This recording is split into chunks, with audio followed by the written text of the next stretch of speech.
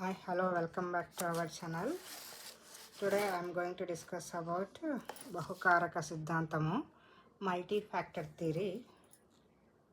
ముందుగా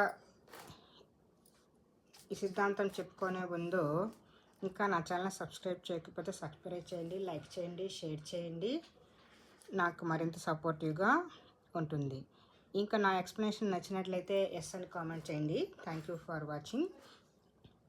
చూడండి, బహుకారక సిద్ధాంతము ప్రజ్ఞా సిద్ధాంతాల్లోని 5 సిద్ధాంతాల్లో 2 సిద్ధాంతాలు ప్రీవియస్ వీడియోస్లో ఎక్స్ప్లెనేషన్ చేశాను. చూడండి, అది లాంగ్ వీడియో, బాగా 1-2 సార్లు వినేసి నోట్ చేసుకోండి. బహుకారక సిద్ధాంతం third one. Edward L Thorndike ఈ సిద్ధాంతాన్ని ప్రతిపాదించాడు. థార్న్డైక్ ప్రజ్ఞకు 4 గుణాలు ఉంటాయన్నాడు. ఆ గుణాలు ఏంటంటే అంతస్తు లేదా స్థాయి, వ్యాప్తి లేదా విస్తరణ, వైశాల్యము, నిష్పాదన వేగము.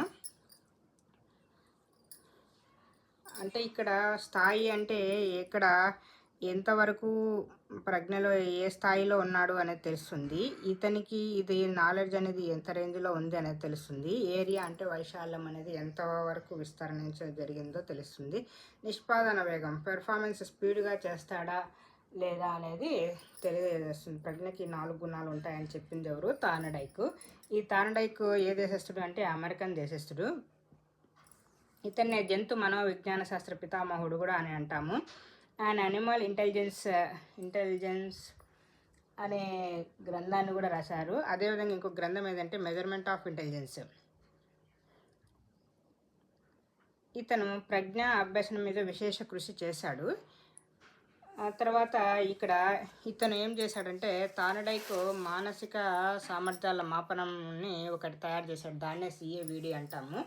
ఈ థార్న్డైక్ ప్రవేశపెట్టిన సామర్థ్యాల పరీక్ష పేరు ఏమిటంటే CAVD. దీన్ని CAVD ప్రజ్ఞా పరీక్షను డిజైన్ చేసింది ఎవరు అనేది కూడా అడిగితే థార్న్డైక్ అనమాట. ఈ థార్న్డైక్ ఇది ఏం తెలియజేస్తుందంటే అమూర్త ప్రజ్ఞను మాపనం చేస్తుంది. మనకు తెలుసు కదా, ప్రజ్ఞ 3 రకాలని ప్రీవియస్ వీడియోస్లో చెప్పాము. అమూర్త ప్రజ్ఞ, యాంత్రిక ప్రజ్ఞ, సాంఘిక ప్రజ్ఞ అని. అమూర్త ప్రజ్ఞను తెలియజేస్తుందని CAVD తెలియజేస్తుంది. నేను ఒక వీడియోలో నాగేశ్వరరావు మాస్టర్ వీడియోలో విన్నాను, అందువల్ల ఆ పాయింట్ కూడా కవర్ చేస్తున్నాను. అన్ని పాయింట్స్ కూడా నాకు ఎక్స్ట్రా ఏమైతే చెప్పానో అవన్నీ కూడా సారు క్లాసెస్ చెప్పిండేటివే కాబట్టి గమనించగలరు. అమూర్త ప్రజ్ఞను మాపనం చేస్తుంది. CAVD అంటే ఏమి? ఇక్కడ C అంటే వాక్యపూర్ణం, C అంటే ఇక్కడ కంప్లీషన్. ఏం కంప్లీషన్? సెంటెన్స్ తెలుగులో ఏమంటారు? వాక్యపూర్ణము. ఏ అంటే అర్థమెటిక్ ఎందులో వస్తుంది? మ్యాథ్స్లో వస్తుంది కాబట్టి ఇది గణితం తెలుగులో. V = పదజాలం, వొకాబులరీ. ఇక్కడ వర్డ్. V అంటే వొకాబులరీ తెలుగులో ఏమంటే పదము, వర్డ్. D అంటే డైరెక్షన్స్, నిర్దేశాలు, దిశ. అంటే ఇక్కడ బహుకారకం అంటే ఇక్కడ ఏకకారకంలో ఇక్కడ ఒక కారకం ఉంటుందన్నాం, ద్వికారకంలో 2 కారకాలు ఉంటాయన్నాము. ఇతను వాటికి విరుద్ధంగా 3 కారకాలు, బహుకారకం అంటే 1 కంటే 2 కంటే ఎక్కువ ఉంటాయని కారకాలు చెప్పాడనమాట. అంటే ఎందుకు ఇలా అడుగుతున్నారంటే ఇప్పుడు వాక్యపూర్ణం ఏదైనా ఒక తెలుగు నేర్చుకోవాలనుకుంటే వాక్యపూర్ణం తెలిసి ఉండాలి, పదజాలం తెలిసి ఉండాలి, డైరెక్షన్స్ తెలిసి ఉండాలి, 3 ఉండాలి. మ్యాథ్స్ తెలుసుకోవాలంటే మ్యాథ్స్ సంబంధించిన పదజాలము, దాని యొక్క సెంటెన్స్ ఫార్మేషన్, మ్యాథ్స్ యొక్క వర్డ్ ఫార్ములాస్ ఎలా యూజ్ చేయాలనేది ఇక్కడ 3 కారకాలుగా ఉంటాయని ఇక్కడ మనము ఈ టెస్ట్ తెలియజేస్తుంది. CAVD అనే టెస్ట్ ముఖ్యమైన నికషాలు అన్నీ ఏమేమి ఉంటాయి CAVDలో అంటే వాక్యపూర్ణము, arithmetic, vocabulary, directions. Sentence completion, arithmetic, vocabulary, directions. వాక్యపూర్ణము, గణితము, పదజాలము, నిర్దేశాలు. థార్న్డైక్ ప్రజ్ఞకి ఎన్ని గుణాలు ఉన్నాయన్నాడు? 4 గుణాలు ఉన్నాయన్నాడు. అంతస్తు లేదా స్థాయి, వ్యాప్తి లేదా విస్తరణ, వైశాల్యము లేదా నిష్పాదన వేగం.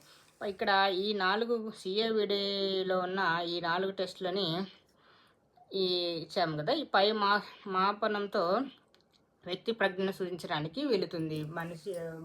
వ్యక్తి యొక్క ప్రజ్ఞను వేటి ద్వారా కనుక్కుంటామంటే ఈ CAVD పరీక్షలో ఉన్న ఈ టెస్టుల ద్వారా, ఈ నికషాల ద్వారా కనుక్కోగలము.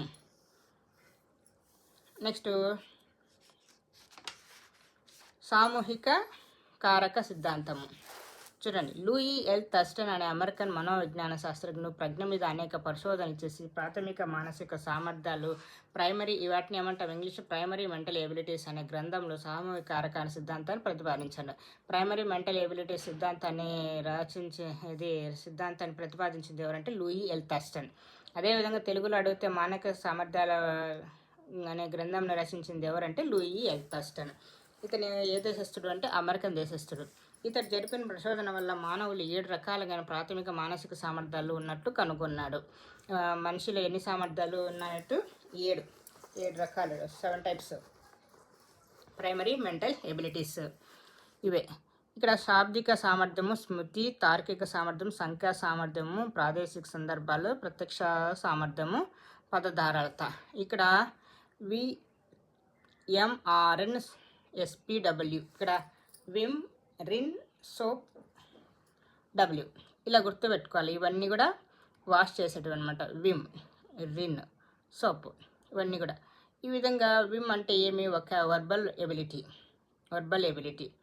వర్బల్ అన్నా కూడా ఇక్కడ శాబ్దికము అని ఇక్కడ వర్డ్ అలా గుర్తుపెట్టుకోవాలి. శబ్దము వర్డ్స్ని శబ్దంగా పలుకుతాం కాబట్టి అలా వర్బల్ ఎబిలిటీ. నెక్స్ట్ విమ్ అంటే స్మృతి, మెమరీ. ఆర్ అంటే రీజనింగ్, తార్కిక సామర్థ్యము. ఎన్ అంటే న్యూమరికల్ ఎబిలిటీ.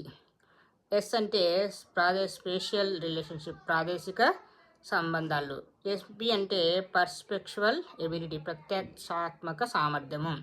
అంటే అప్పుడు నేరుగా చూడడం అనమాట, లైవ్.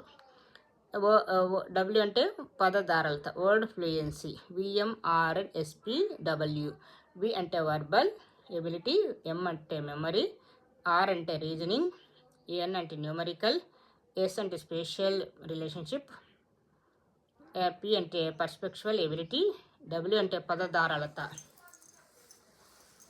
ఈ సిద్ధాంతం ఆధారంగా థర్స్టన్ ఒక ప్రజ్ఞా పరీక్షను తయారు చేశాడు.